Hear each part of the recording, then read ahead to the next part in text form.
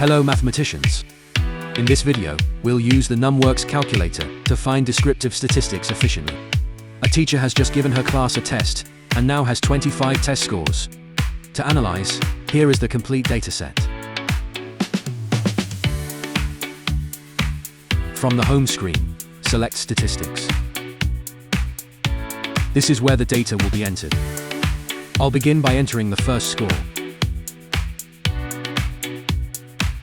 Some values appear more than once in this dataset. For example, the score 72 occurs twice. Instead of entering 72 two separate times, we assign it a frequency of 2.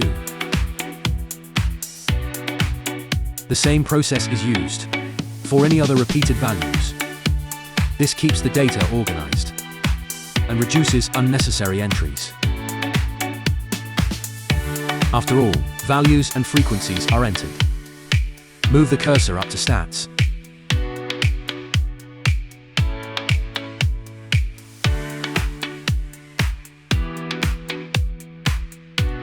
The calculator now displays all descriptive statistics. This includes the mean,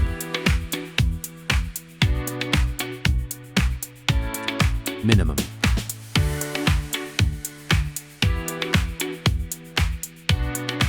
median, and maximum. Standard deviation. Notice that the statistical notation is displayed alongside the calculator results, making it easy to connect a notation to the values being reported. With just a few steps, the Numworks provides a complete statistical summary of the dataset.